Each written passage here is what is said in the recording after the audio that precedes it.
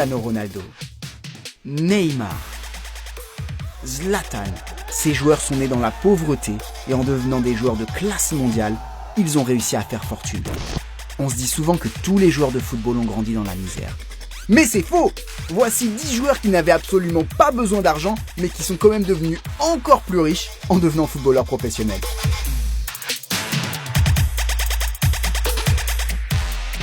Numéro 1, Kaká.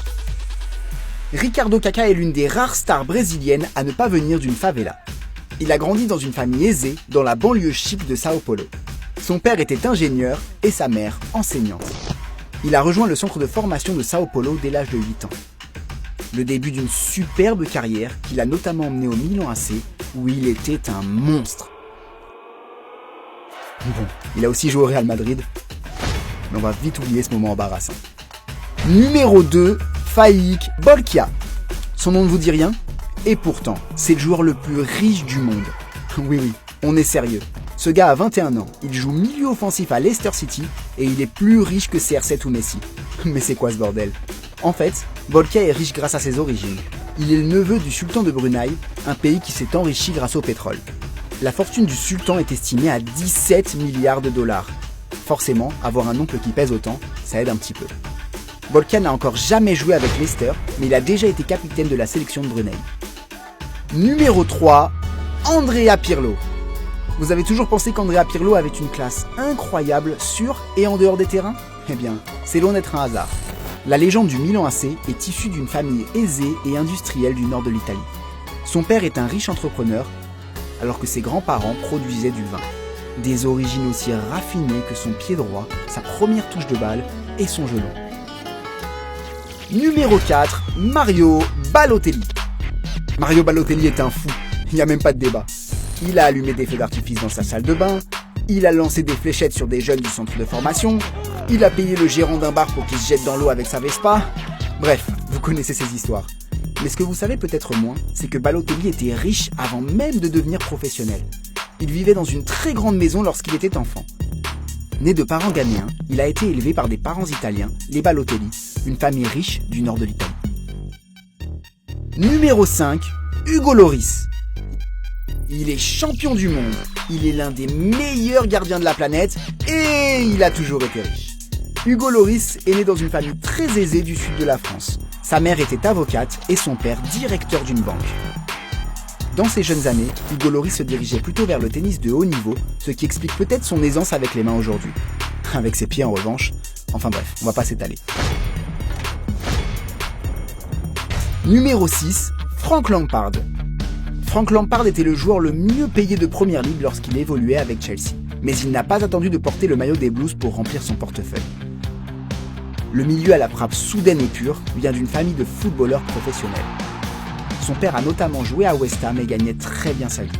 Aujourd'hui, la fortune du nouvel entraîneur de Chelsea est estimée à 45 millions d'euros.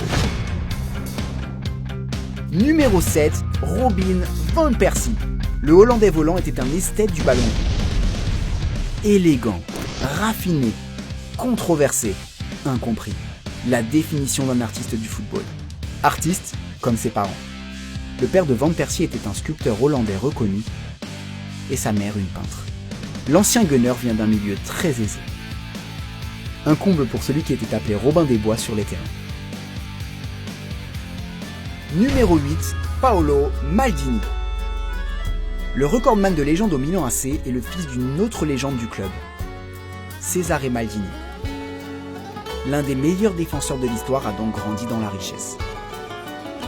Son fils de 17 ans, Daniel Maldini, pourrait exploser cette année en Serie A.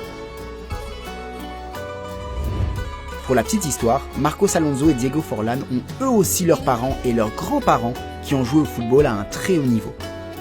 Pour certains, le talent dans le foot, c'est clairement dans le sang. T'en penses quoi, Cristiano Junior?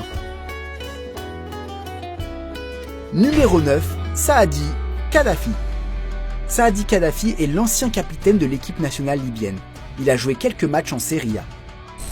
Il était surtout le fils du général Muammar Kadhafi, homme d'État libyen très riche et très controversé. En 2011, Saadi a été accusé d'avoir fait assassiner son ancien entraîneur avant d'être acquitté. Est-ce que c'était un bon joueur? Je préfère ne pas répondre à cette question. J'ai pas envie d'avoir des ennuis. Numéro 10, Gérard Piqué.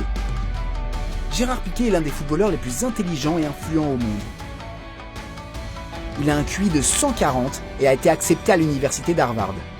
Véritable businessman, il est en train de se construire un empire à coups d'investissements brillants. Fils d'un riche businessman et de la directrice du plus grand hôpital de Barcelone, il est né dans la richesse et il est aujourd'hui l'un des footballeurs les plus riches du monde.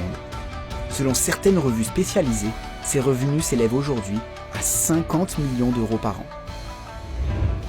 Voilà donc 10 footballeurs qui étaient riches bien avant d'être footballeurs professionnels, mais nous aurions aussi pu citer Mario Götze, Shaun Wright-Phillips, Mido, Kasper Schmeichel ou Gianluca Vialli, le fils d'un riche industriel qui a grandi dans un château italien du XVe siècle, un château de 60 pièces. Ce qui est rassurant au moins, c'est qu'on sait que ces gars ne jouent pas du tout pour l'argent, mais plutôt pour l'amour du jeu. Qui est votre joueur préféré dans cette liste ?